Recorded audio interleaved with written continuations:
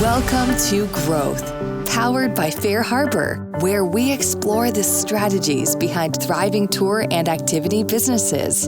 From industry experts to operators in the field, we're diving into real stories, practical advice, and tips for leveraging FareHarbor software to fuel your business growth. Whether you're just starting out or scaling up, this podcast is packed with insights to help you succeed. Now, here's your host, FareHarbor's Community Manager, Rebecca Costley. All right, and we are pseudo live. This is pre-recorded, but I do like when an episode starts, I love to say we are live. Hello, everyone. Thanks for joining us today. We have a super special episode. I know I say that every time, but this time I swear it is incredibly super amazing. I have some great guests with me today on this episode of Growth powered by FareHarbor. We're going to be talking about a lot of great stuff today about how to sell smart and what that means, both when you're selling on site, when you're selling another maybe FareHarbor client with the FHDN, and as well as selling your own site and self online. And we have a couple of experts on how to do that today. Internally, we have Cameron Heth here with us today. Hi, Cameron. How are you? Hey, Rebecca. I'm doing great today. Thanks for the wonderful introduction. Super happy to be here. I'm happy to have you here. Thank you for agreeing to this wild ride. And we also have Danny Pegg here, and he is the operator of many businesses. I'm really excited about this. Just a wealth of knowledge. He operates Tybee Island Water Sports, Vagabond Cruises, Savannah Harbor Cruises, and even has a reselling site with FareHarbor, letsbookit.com. So I am so excited to have you here. Danny, how are you doing today? Doing good. Thank you for the short introduction there, but long introduction of what I do. Yes. Cameron, I'd love for the listeners to know a little bit about you right off the top. What do you do here at FareHarbor? And also, I would love a fun fact if you have one. Oh, I have so many fun facts, Rebecca. I can't stop with the fun facts. I actually am a channel support specialist here at FareHarbor. We are a pretty small team, but we do specialize in all things affiliates, so that way we can help each and every one of you guys be successful here at FareHarbor. One of my favorite fun facts is that my dad actually grew up on a Native American reservation in South Dakota. And so I have some words that I've learned over time. So a fun word is pepper, and it's yum-nyum-nyagape. So a little long to say pepper, but it's a fun word. I love that. And you're fluent in Italian, aren't you? I am. Io parlo italiano. Something very fun and exciting, actually, is that we have a small team, but across our whole team, we have 10 different languages spoken. Wow, that's incredible. Every time I see you at the Denver office, I'm always like, can you speak a little Italian to me? Can you teach me a new word? It's so incredible. Cameron, I'm so grateful you're going to be heading this interview today with Danny. We have so much fun stuff to talk about. So I will let you take it away so we can learn a little more about Danny and all of the great marketing tips he has for us today. Yeah, Danny, I'm going to welcome you as well, as Rebecca already had. And I'm so glad that our listeners get a chance to hear some of your insights. Starting out, I'd love to hear a fun fact from you as well, Danny, and just about how you started out in this business and your journey throughout the industry. Fun facts, pretty interesting one. Myself, my wife, and my son are all from different countries. So I'm from, of course, the United States. My wife is from Europe, from Croatia, and we adopted our son from South Korea. Wow, that's pretty cool, actually. So does that mean you have some type of dual citizenship going on? Working on it still. So yeah, it's funny when we do introductions with crew because we have a lot of seasonal workers. That's always my fun fact I throw at them. I used to throw at them, though, that my wife and I have been married 2 times now. Once in Hilton Head and once in Croatia, 1 week apart. So it was a pretty wild 2013 for us. Sounds like a whole wedding festival, to be honest. It was. So getting into that, I'm sure that you had a pretty good fundamental understanding of the travel industry. Of course, if you fell in love with someone from Croatia, how did you get into this industry? Yeah, so I got into the industry. I went to Central Michigan University, and a part of my program, doing a double major in entrepreneurship and commercial recreation, we had to do an internship program. And I didn't want to do it in Michigan. I wanted to get out of there. It was going into the fall. So I literally Googled beach internship and came across a company called Resort Intern Connection that hosted internship programs on Hilton Head Island. And I saw one that was for a cruise company, and I grew up around boats all my life. I was like, yeah, it sounds awesome. So I applied for the internship program. So that would have been in the summer of 2007. And I came down for the fall. I interviewed with the owner of Vagabond Cruise, who's Keith Walston. At the time he was doing the interview. So interviewed with him, and, he's telling me the whole gamut that I'm going to be on boats, learning how to sail, seeing dolphins, running private charters. And I was just like, okay, let's sign me up. When can I be there? It just sounded outstanding. So yeah, he brought me on as an intern for that fall. I completed my internship in the fall of 2007 and in the spring of 2008. But what was kind of interesting was I left to go home over winter, and I was actually going to finish off my internship out in Las Vegas. That was always my game plan. Where I wanted to be was out in Las Vegas. I wanted to work within the gaming industry.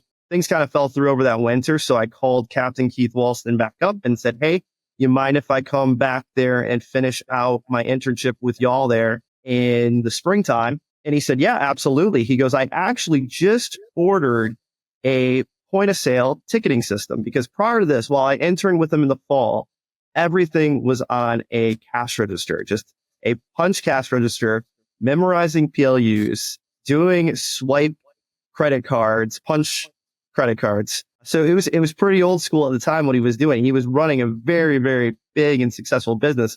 But I kind of looked at things when we were doing it there, and I was like, man, if we could computerize some of this stuff, it'd make life a lot easier. But it was great because he ended up purchasing, it was a server-based environment point of sale platform that he got. So he put a lot of money into it. We were literally the first company on Hilton Head Island for like excursions and honestly in the area to be selling tickets online. So I got to come at a super unique time to finish off my internship with them, because I got to implement this full point of sale platform that we were running on with Keith and kind of learn it as we went along. That system, like we sat there for honestly like a month and a half with support, writing it out, making sure that it was going to work for us for what we wanted to do. Like I said, it was a server-based environment. So we had a server there in Harbor Town that ran everything. I actually learned how to write within SQL during my internship with them. But I really got to like frame out what this looked like for Vagabond Cruise with Keith at that time while I was an intern for his company. So I came back, it was maybe in January. So we weren't really running any cruises when we were getting everything set up for this. So I got to implement it. We got to run off with that spring season. After my internship was done, I went back home and graduated in 2008, back up in Michigan. And before I left, Keith already offered me a position to come back down, kind of handle the point of sale with him. Train our onboarding interns for that upcoming summer season, and just kind of get the ball moving with that point of sale system that we were running. I can remember back then in 2008, first year selling online tickets, for the amount of revenue that we did, it maybe was 3% of our total transactions that first year was done online. Now, you see what our online transactions are. But it was just crazy. But Keith was like thrilled to see that for that first year of what we were able to sell online. People weren't really buying things online other than, airfares back then. But to be a part of that transition was really neat. So yeah, I came on full time with Keith in 2009, kind of handling reservations. I also ended up working on the boats too, because a part of the internship program that we host here in Hilton Head, you kind of rotate and do everything. So I worked as a crew member on the boats. I worked in the reservation office. I worked within our corporate office as well. You get a nice rotation through the different departments and kind of learn a little bit of everything, a part of the college internship program that we do. I was just going to say, really starting from the ground up. Very yeah, impressive. Definitely. It's important to talk in the context of how you got to where you are today, to also give a little insight on where you're located and like the state, kind of the layout. Listeners, I was lucky enough to go on a Vagabond cruise once. It was incredible. It's just so magical. Not a ton of people might be familiar with Hilton Head Island. So I don't know if you can give a little bit of context to where you're located and like how your operations kind of work. I know with Vagabond Cruise, it's like on the resort, right? Yeah. So where we're at on Hilton Head Island, we're located kind of in the the crown jewel of Hilton Head. So where you see the iconic red and white lighthouse and all the pictures that you Google, that's Harbortown Marina. So we operate from Harbortown Marina right below the iconic lighthouse, which is inside of the Sea Pines Resort. We've got the 5 large vessels that we run out of there. We've got the Spirit of Harbortown, the Vagabond, the America's Cup sailboat, Stars and Stripes. We've got a shrimp boat that we take guests out on shrimping excursions called the Tammy Jane.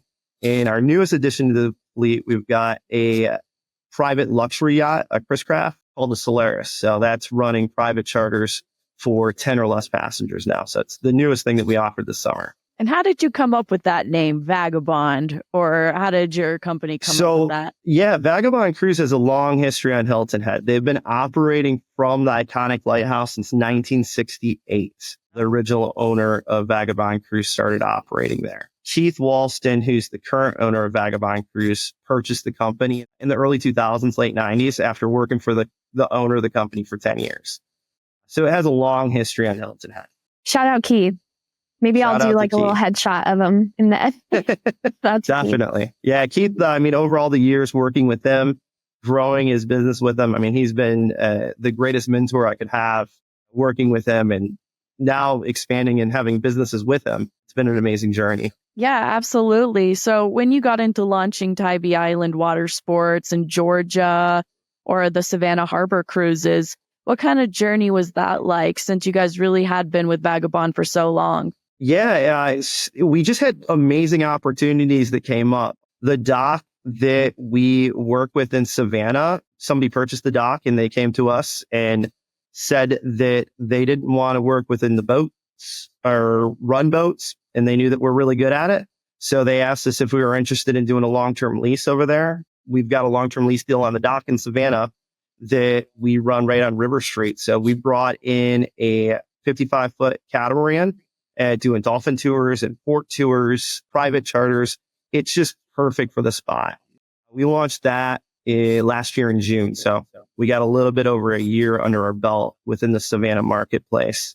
Tybee Island Water Sports, same thing. It was kind of word of mouth, and we went in with that one with a few other partners who have more of a background within water sports, specifically, handing keys over to the customers to hop on the equipment versus taking guests out on the boats with a captain. It's a little bit different, and we needed a little bit of assistance with that, but we got a great partnership with some of the other local operators. We were able to open Tybee Island Water Sports this summer. We've got a jet ski fleet, we've got pontoon boat rentals, and we brought in a tiki boat excursion there. So it's been really unique having that opportunity to be within Tybee Island and offer those amenities that some of them weren't even there. They've never had a tiki boat at the location before. So it's been pretty neat launching that and kind of building the community over there. Everything's a bit, pretty close by. Like, I live on Hilton Head, but we can take a 20-minute boat ride over to Tybee, which is nice. If we drive, it's like an hour and 15 minutes. So, we kind of get out on the water a little bit throughout the week, which is nice. So alongside these other businesses where you've been tour operating, I wanted to hear a little bit more about when you're being an affiliate.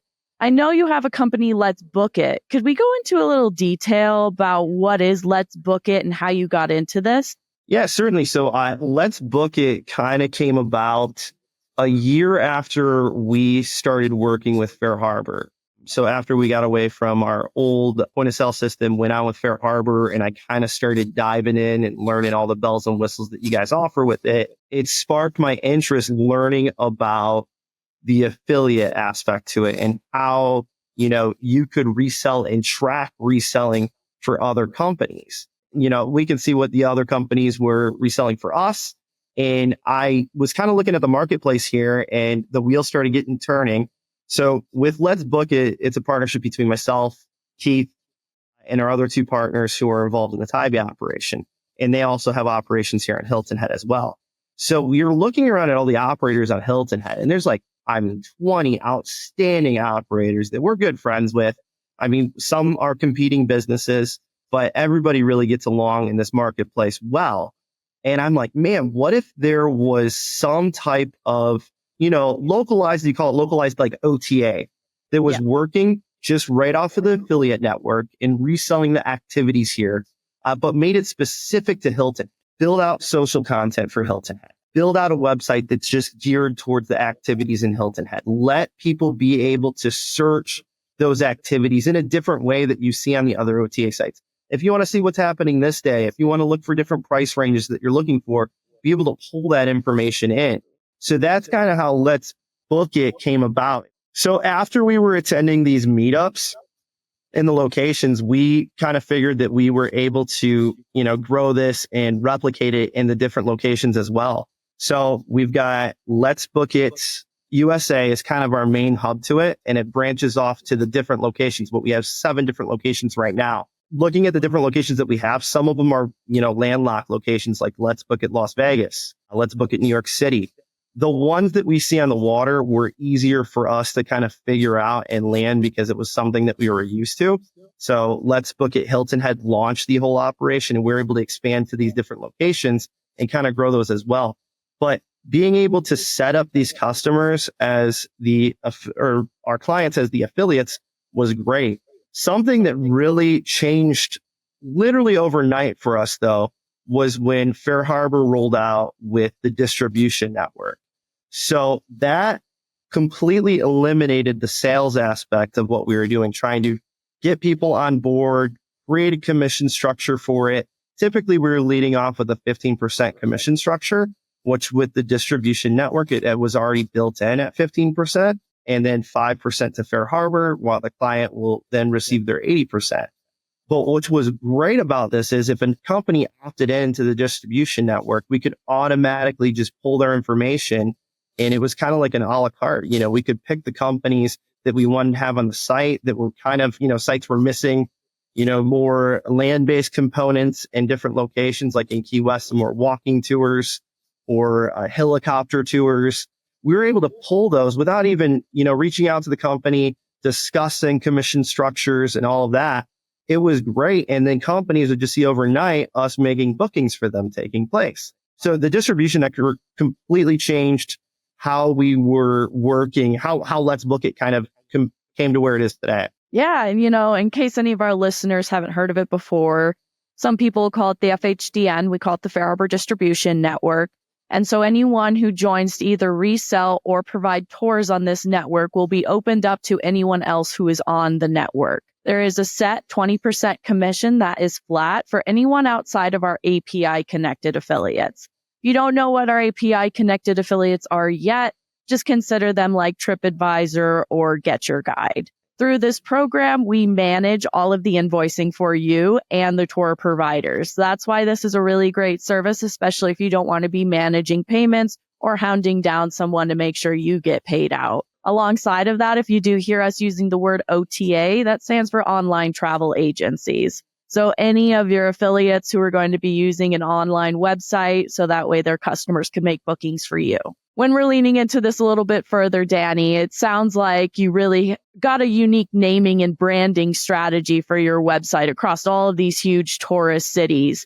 I was wondering if there's been any unexpected challenges that you faced when it's come to reselling, and how did you overcome that? Yeah, I mean, some of the challenges that we faced, you're working with a small margin for a commission structure if you really want to turn this into a business. So when you're investing, in AdWords and pay-per-click campaigns and social campaigns, you really have a slim margin to work with. You're not working with that full cost of the product, but you're working with that 15% commission that you're getting. So you really need to be tracking how your ads are performing down to a T on that. It was kind of a learning curve for different locations. For Hilton Head, Charleston, Savannah marketplace, just because I'm here, grew with the industries here, it was easier for me. But when we're branching out and reaching out to the different destinations, that got tricky. Some ad budgets ended up going backwards on us. If you've already got that customer base there, it's a lot easier. If you've got all of these clicks to your site currently already, it's great to be a part of the distribution network and create some more incremental revenue for you without it being your equipment, which is really nice. If you're starting from the ground up, you got to understand it's going to take a little bit to build that. The reason why we went with the company's like specific locations rather than doing one website as a whole and having a page for Hilton Head, page for Charleston, and so on, I knew kind of in the background that if we build that site completely around the keywords and target that towards Hilton Head, our organic search is going to grow a lot quicker than if you're so broad on that. So that's the reason why we did the individual sites. And we definitely saw it pay off for sure over the years that we've been in business. Yeah. And I know going through the Let's Book It, you had a little bit of difficulties with the naming. Didn't it start out as originally just Book It? It did. It did. Yeah. That's, it's kind of a little bit of a sore subject here, but, we did start off as just Book It. We got a letter in the mail in 2021 from, I'm not going to say their name, but I'll tell you what their slogan is. Just do it. They contacted us and told us that we needed to change our name. So as you can imagine, building your name, building your SEO around just Book It, and then having that happen to you and have to change all of this overnight has been a transition, which takes a few years to get back to where you were at. So it was a pretty big hiccup, but it's kind of cool to have a big name like that come after you. And we took it, with stride. But yeah, that did happen. It happens to all of us, especially for our tour providers. Always some random thing comes up that you never thought would be an issue. But it sounds like you guys really know how to, put on your bootstraps and start walking through it, because it can be pretty tough. It was a lot of editing. There's been a lot of editing over the past few years to change all that. I think I'd love to hear a little bit about, it seems like, especially listeners, at the time of this recording, we are fresh off of the hurricane that blew through so many states, including South Carolina, hitting Georgia as well, where Danny has several businesses that he operates there. So I think I'd love to hear maybe a little inspiration in this episode, Danny, maybe a little advice to operators who seem like they keep hitting a wall. They keep getting an obstacle after obstacle. What keeps you motivated to overcome those kinds of obstacles, both things that might be in your control, but also maybe things that might be out of your control, like a very severe and serious hurricane? Yeah. No, definitely. I mean, over the years, honestly, like Keith Walston, I mean, this guy's been through a lot over the years, and I've been through a lot with him too. But him being, my mentor of mine throughout all these years, you just move forward. So in 2016, when we had Hurricane Matthew come in here, it wiped out our entire pier, our dock, and everything. We had nothing. Our boats were tied up and anchored. But we came home 7 days later because we couldn't even get to the island for that long. We just had boats and we had no place to run from. So we just got literally a week later, guess we're coming back to Hilton Head, and it's a wall of trees everywhere. They had no idea how bad it was until they got here. We were parking our boats on another island, on Defusky Island, our big boats, our dinner cruise boat, our dolphin cruise boat. I'm hopping on our small Zodiacs, driving our crew over, driving back with the boat, then to ticket the passengers to get them on the boat. It's honestly like, you just got to do anything and everything to make something work. Nothing is ever going to be perfect, but you just kind of got to dig deep, look at the situation, and calmly find a solution to the problem. We ran, honestly, like same numbers as the year before with a lot more work for 6 months after Hurricane Matthew, but we got it done. We survived that one. We had our big boat, the Spirit of Harbortown, 2 years later, get stuck in the marsh. And they told us that the only thing that we could do was to chop it into 4 pieces and fly it out with a helicopter. That's the answer that we got. But Keith dug deep. We got permission to pull it out of the marsh. We caught the tide on a perfect day to do this. And we got the boat out. We've got it out, brought it home. It was crazy. We've gone through a lot. But yeah, for anybody out there, just there's always going to be a solution to it. You're going to have to dig deep. You're going to have to put the boots on. Sometimes you're going to have to get dirty, but you can figure it out and get through anything. So, when you're experiencing something unexpected as a tour provider, do you ever notice yourself relying more on being an affiliate, reselling other tour providers during that time to make sure you're not missing out on that, bottom line? With anything, I mean, looking at all the different businesses trying to, shift things or make adjustments here and there, you're always going to have to think on the fly and do that. So, yeah, absolutely. I think so. We're getting into a little bit more of the nitty gritty here, getting into how you're actually making sure that you're having a mutually beneficial relationship with large or small OTAs, as remember, online travel agencies, you guys. Could you maybe walk us through your approach to setting up a new affiliate connection, including considerations like maybe the pricing or commissions and possibly even how the affiliate would be making bookings? Yeah. So, I mean, if we're talking about setting up an affiliate with the company, commission structures are always going to be negotiable, and it's going to be honestly within that operator's hands if they're looking to create an affiliate. So some of the affiliates kind of stand out in my mind, vacation rental companies within the area, talking to them that they could become an affiliate, travel bloggers in the area who really have influencers in the area. I mean, even a popular restaurant that has a lot of tourists that come through there. Just think about the chain of how your customer gets to you. Where could they possibly be first before they're getting to you so you can get their eyes on your product? That's kind of where I always look at it when we're trying to look for additional affiliates with us. But how it works, you're going to then contact that company, let them know that they could be an affiliate. They might not even know what FareHarbor is at that point, or what this would look like, or what a light frame is, or how they could plug this on their website, or create a QR code for tracking. Let them know what this looks like. Create, a document saying, okay, these are our terms and conditions. Being an affiliate with us, it can be your document that you're doing. Obviously, they're going to sign off with FareHarbor too when you're doing this. But when you're doing it, and then let them know when you're going to be paying out your commissions for them. We always do pay out commissions on a monthly basis with any affiliate setups that we have. And it's good to stay on top of it. Like, even if you have somebody that's not performing, send them the note that, hey, you created 0 bookings so far for this month, so no commissions, but we look forward to seeing what you do next month. Keep doing it. Don't lose track of them. Put it in their ear that they could be making money off of your products, and look at where they're posting this, like where it is, where are you present on their website?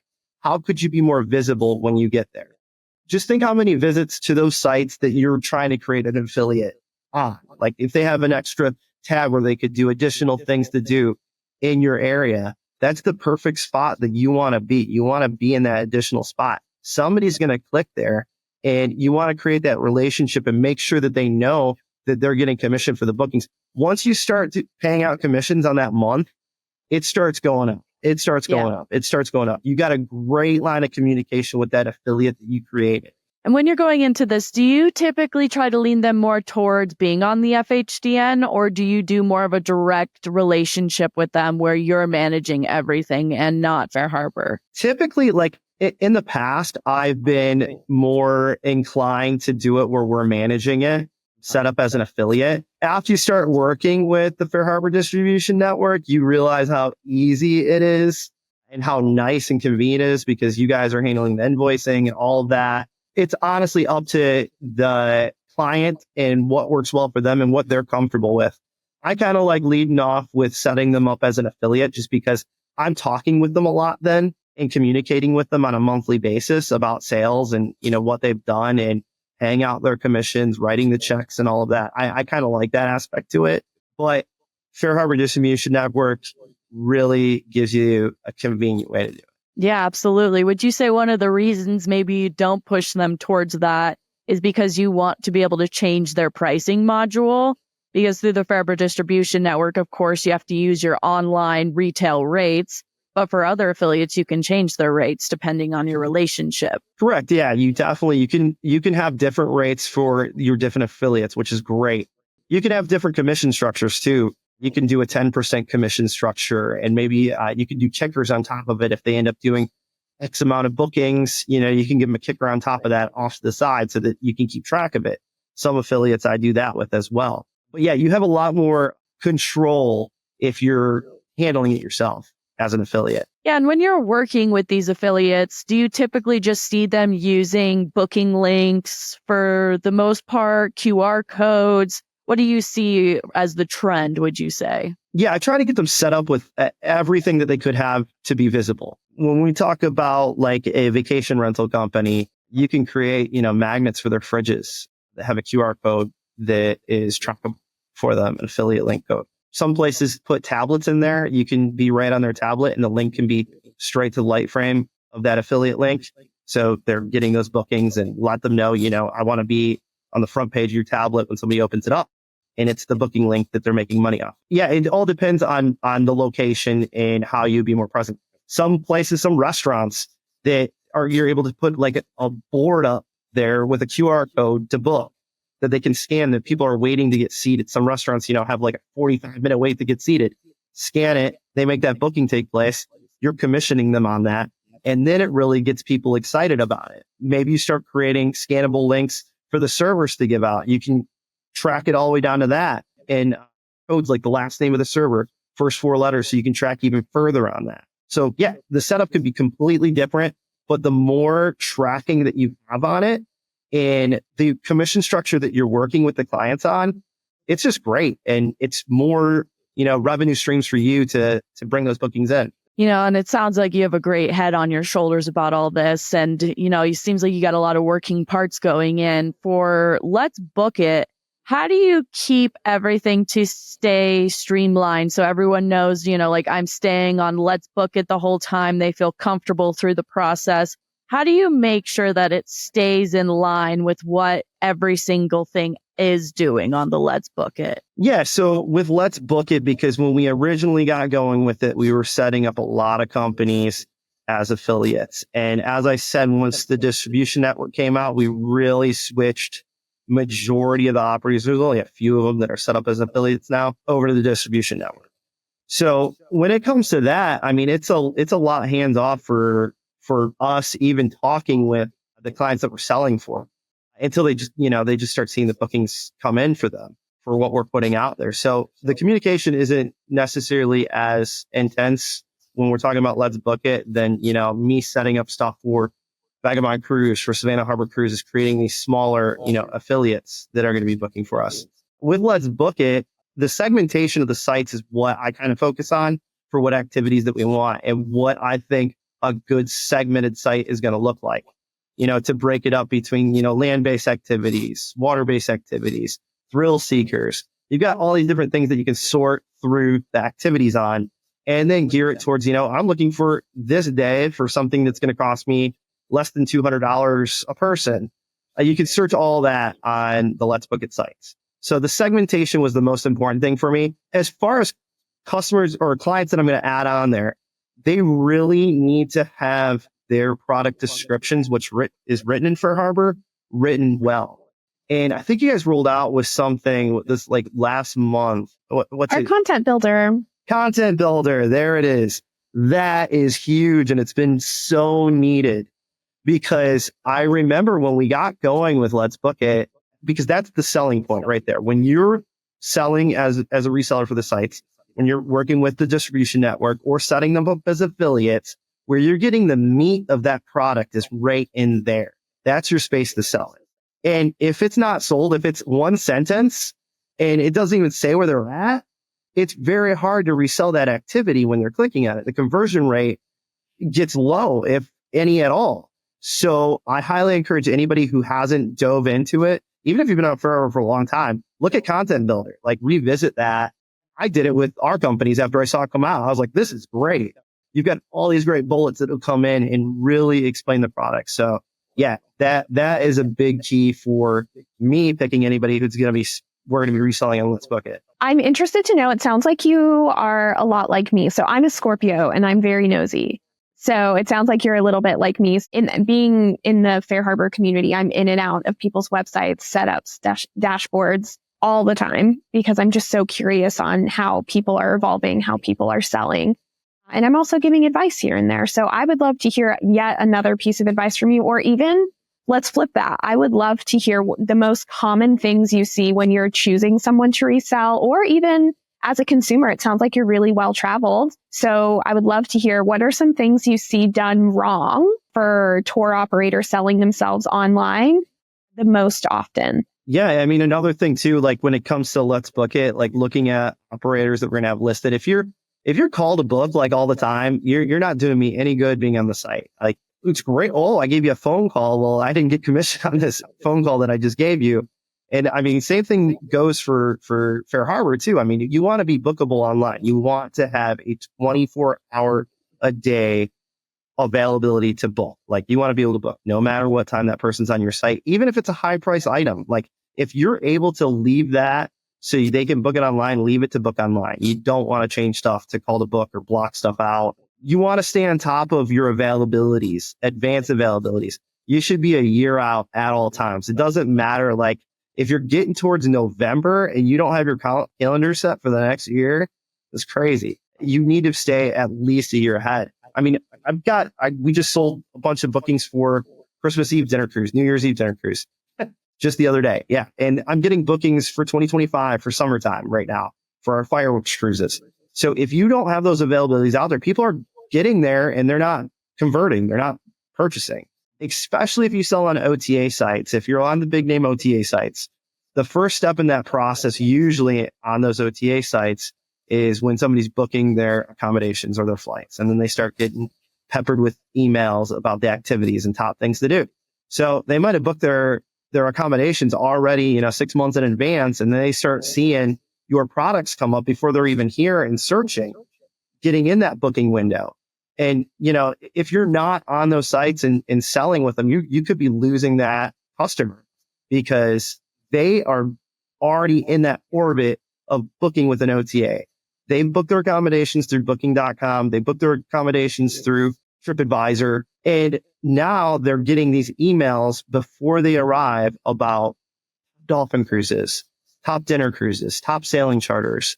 And they're in that booking window right now with them. So if you're not participating with them, you definitely could be losing out. That is a great tidbit. Thank you so much. And one thing I heard is, we've talked a lot this episode about relationships with affiliates, with other operators, even relationships with competition. I know I was lucky enough to stay at the Sea Pines Resort in South Carolina. It was a great trip.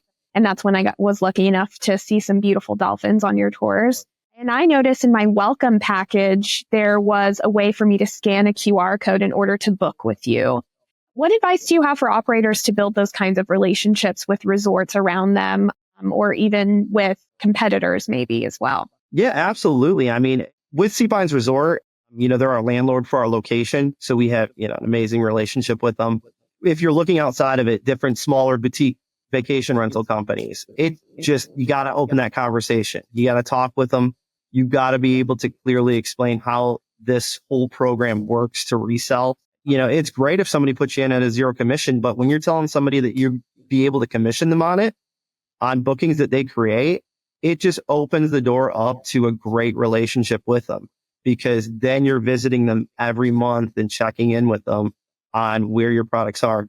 I highly, highly encourage people to, like, if you're reselling with OTAs, with affiliates, to set yourself up to do like quarterly audits to make sure that your content is out there and it's right, and the links are working and the links are correct and your information is correct out there, updated images, updated text. I do it across the board. I got my whole checklist every quarter.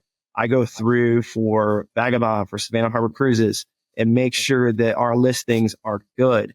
And you can even keep track, from a granular level, when you're looking down at it, you can see like, man, why did my bookings go down for this affiliate for this month when it was X last year? Did something change? Are we not as visible?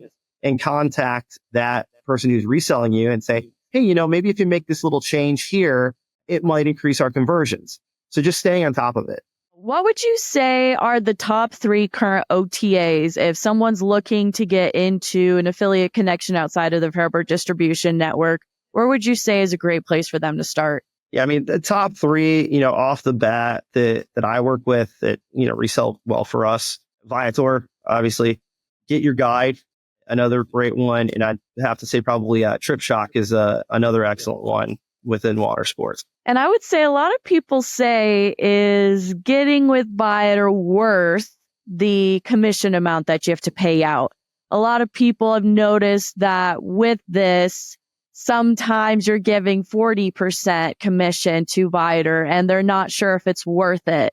What would you say to those people? Yeah. So, I mean, how I look at it is you got to understand when you're writing out or going to work with an OTA, you don't have to give them everything. If you have a trip time that is harder to fill, give them that availability and see if they can book it.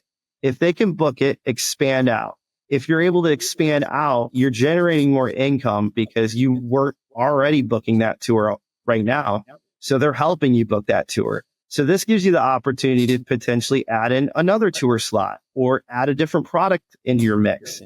Don't completely shut them off. Give it a try with limited availability. They do have some requirements, to work with them. You got to have something that's more than once a week for a tour. You got to have certain, availabilities live within the system too. You got to have definitely calendar full for at least, I think you gotta have at least 9 months full of availabilities too to work with the sites, but see how you can work with them to grow and scale your business, not to run your business. They're not there to run your business. If they run your business, you're doing something wrong. No OTA site should really encompass more than 30% of your overall revenue coming in, or it's just not a healthy margin, because you don't want to say and rely so heavily on them too, because they could cut you off in an instant. They could say, we're not going to be doing, parasail tours anymore. Sorry. We're just going to cut that out of what we do. You just lost 30% of your business overnight. So you don't want to rely on them to that extent. That's kind of been my ratio. Like, I don't want anybody to grow that big to get to be over 30%. I haven't had it happen, but you don't want to get to that level. You don't want to just rely on them so much. You want to make sure that your direct bookings, your pay-per-click bookings, your organic search, all that stuff is doing well, and track everything, honestly, like quarterly basis where you're looking at. And as you add in additional OTAs, track them too, track their performances, look at their rates. And if you're having trouble, selling stuff with me, like we've got so many seats. We got a lot of seats for what we do. But for somebody who's doing, a walking tour that, food walking tour, that they only have 15 availabilities, maybe it's not for them, but I think it's a way for them to test it out, to give a certain day, like Thursdays and Fridays are harder days to book. Let's give them those 2 days and see what happens, and know exactly what you're going to make on that. And maybe, for that specific trip, if stuff was selling out, it might allow you to increase your price on those days that we're selling out. You've got the ability too on the back end to turn on and off availabilities for OTAs, so for them to see or not see. I go ahead and look ahead for weather days that are going to be very easy sells, because a nice weather day that's sunny and beautiful at sunset doesn't need OTA bookings. I can sell that trip out with direct bookings. So you're able to toggle that. If you're working within the FareHarbor distribution network, you would not be able to do that. That would be open to any bookings. But if it's an affiliate, you can change that. What's really interesting about this is it seems like you've been able to negotiate a fair amount with TripAdvisor, Get Your Guide. It seems like, in terms of being like, well, I'll let you do this, but not this. I've had a fair amount of tour operators come up and say that they're not really able to negotiate too much with TripAdvisor. What would you say to those people? Well, I mean, I've been working with them for a long time now. I have some people don't even have like account reps. If you're smaller companies, you kind of just deal with whatever support you're calling in when it comes to Viator. So I've had a lot of flexibility, and they've been great working with me over the years. Commissions are still negotiable. I mean, everything's negotiable in life. So it's worth an ask. Absolutely. Sometimes they're able to work something out for you with different OTAs. But yeah, commission structures, you're looking at typically around 22%, 25% with Viator. It could be exceptional for different products that they might not have in the area to go a little bit lower on it. And some products might be a little bit higher that you offer.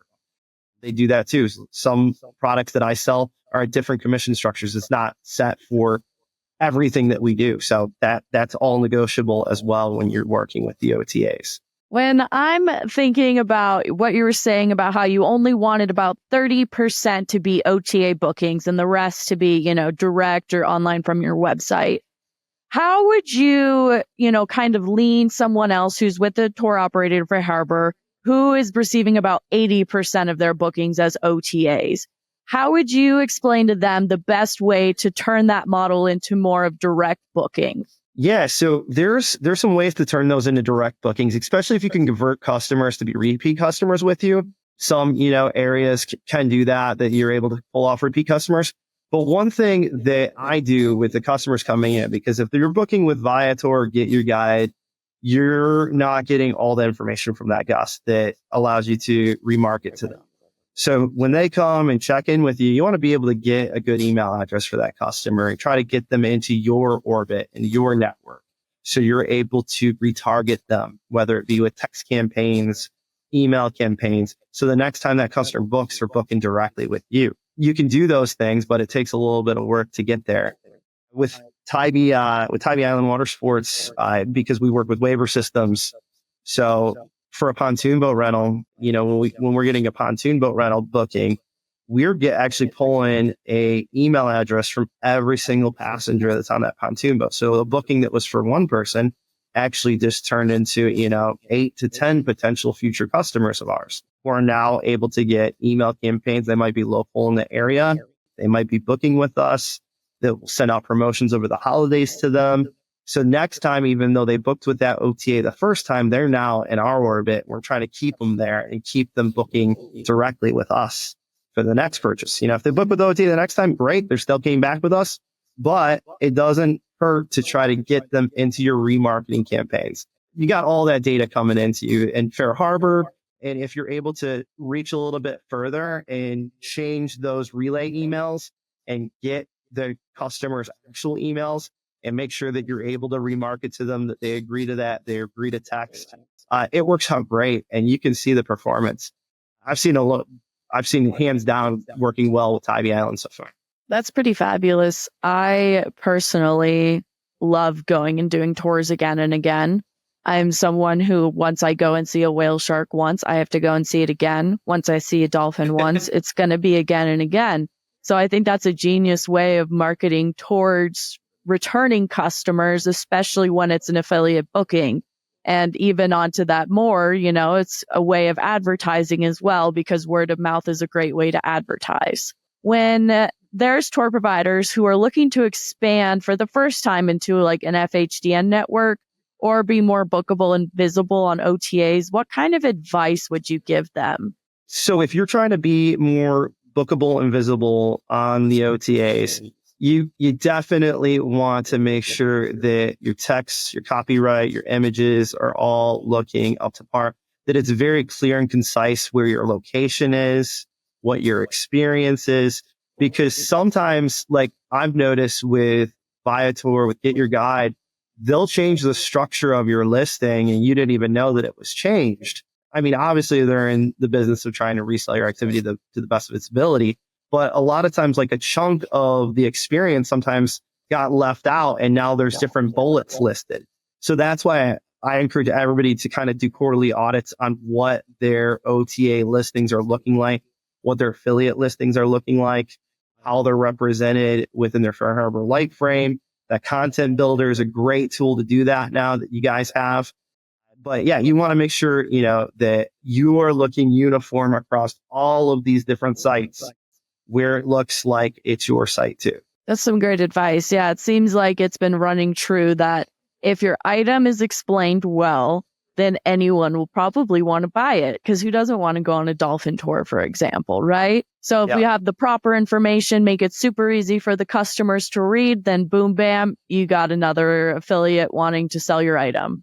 Leading into that a little bit further, when we're looking at the future, what trends or changes are you really anticipating in the industry? Let's just be honest. I mean, OTAs are not going away. They're here to stay. They're only going to be more present. And if you're not currently working with them, you're going to be missing out for sure. I mean, it's a love-hate relationship over the years I've heard. I mean, I've talked to operators and they can curse them left and right about OTAs. They just get so mad about commission structures and this and that. But truth be told, I mean, they're filling up your boats. They're filling up your activities. They'll help fill those seats for you if you use them correctly. Like I said earlier, what you don't want to do is rely on them so heavily to run your business. You want them to help scale that business for you, to grow and expand and offer more tours, fill more seats. That's what you're working with the OTAs for. You guys have a vested interest with them too. Like, exactly what you're paying that person for that booking. So for instance, like I was talking with Keith the other day and thinking about, all the money, we just spent on pay-per-click campaign to acquire these customers. And then it got wiped out for 3 days because of this hurricane. So all that money that we paid to acquire those customers for a pay-per-click or marketing dollars out the window. You didn't get that back. Google AdWords didn't say, oh, sorry about that hurricane. Here's some more money for you. They didn't do that. The OTA, they both lost too. We lost together in it. We both they didn't get their commission. We didn't get the money for the booking. So, in those instances, like when COVID happened, like when all that went down, I was like, okay, it's an OTA cancellation. It's not actually doing that refund. It was pretty crazy during that time, but just looking at it as a whole, exactly what you're going to spend. So you're able to really budget that a lot better when you're working on your pricing and understanding what you're going to be bringing in and understanding what percentage you're looking for these OTAs to fill for you. Now, you got to definitely keep focused on your SEO, keep focused on your pay-per-click, your direct bookings. All of that is important, but you got to look at everything as a whole. Just look at that pie and make sure all your slots are going in the right direction. With that, do you notice yourself increasing pricing a lot for your affiliates, or do you usually keep it pretty much on the same pricing as your online? From COVID to now, it was honestly in 2021, we changed our pricing probably 6 times throughout the year across all of our products. We don't publish our prices, print any prices on anything that we do. We don't do that. So we're able to change it overnight for our pricing. But yeah, you could list a bit higher on the OTA sites. I typically some people list what their rack is. I always list what my rack is plus 6% because that essentially is what somebody is checking out at. So you want to have price transparency on there. So it's, same price across the board, that they're not going and saying, oh, it's cheaper on the OTA site, so I'm going to book there when they're, price comparisons.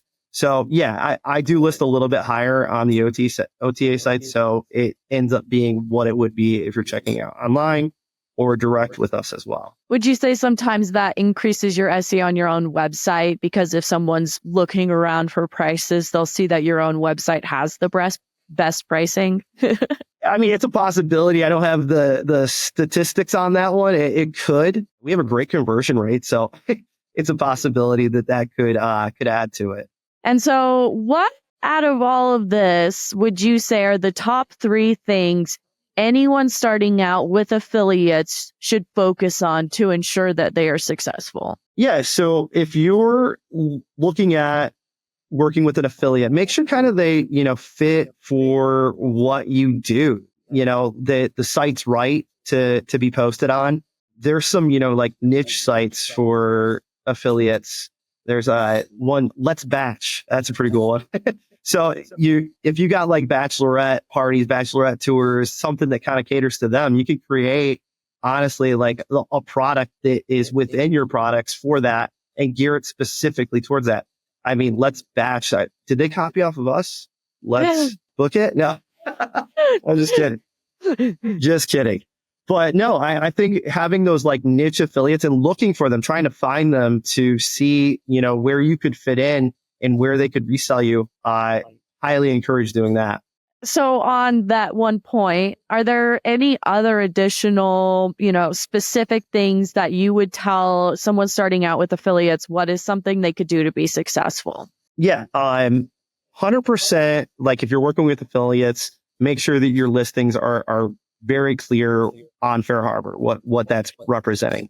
And kind of, I just want to give you like a little snippet of what an affiliate marketplace could do for you. So like, let's just say if you set a goal for 2025 to create 10 affiliates, 10 resellers, if you set that goal, and those 10 resellers can, let's say, generate on average $10,000 worth of bookings for you for that year. So if your average checkout, let's say, is like $350 for that, they'd be generating 2 to 3 bookings for an entire month on average. Maybe your peak season in the summer, a little bit more, a little bit less than. But when you're looking at a whole for 28 bookings for an affiliate to create for you, it doesn't sound like a lot. But if you don't get out there and try to get them, you're missing out because that affiliate is already having eyeballs to them, possibly before those eyeballs could be to you or to your competitors. So in the grand scheme of it all, if you got 10 of them operating at that level, that's an extra $100,000 in revenue that you could be getting from creating 10 affiliates that year. And I guarantee you, if you did it and you start seeing that coming in, you'll try to create 10 more the next year. And it does get a little bit cumbersome managing them and staying on top of it every month. But in the grand scheme of things, it's totally worth it. And you'll see the reward at the end of the year. You hear that, guys? Anyone listening, I hope you're 10. creating your 10 affiliate plan for this year. Or since we are just about to hit the end of the year, we could say it's your 15 is going to be your goal for next year. There you go. I like it. Yeah, I really love that advice here, Danny. Rebecca, do you have any further questions for Danny here? I think that this was so incredibly informative. And for context to our listeners, I actually used to be Danny's account manager. So when I was curating content for this podcast, and I was like, I want someone who's an expert reseller and someone who's an expert at getting resold. You were the first person I thought of, Danny. So thank you so much for making time with this, especially amid a weather disaster. It means so much that you were able to make it for this episode. There was a lot of nuggets in here. I think our listeners will be really interested to contact support on, or their account manager if they have one, like making sure their availabilities are set up well ahead of time. I really loved that. How maybe a 101 on how to set up affiliates, getting opted into the FHDN, and really making sure they're utilizing things like the content builder to make sure that their listings are as optimized and have all the information needed to be resold and also just sold on their website, right? People need that information. So I really appreciate all of that and more that you shared on this podcast. I don't think I have any other questions for you. I know we were chock full of them today. So thank you again so much. Listeners, if you are still with us, please, please, please be sure to like and follow our podcast. If you are a FareHarbor client, you can also watch this podcast on Compass if you'd like some screen shares and some resources to use some of the tools we talked about today. And with that being said, I hope I'll catch you on the next episode. Thank you, Cameron. Thank you, Danny, for joining us. And I will catch you all next time. Thank you. Thank you.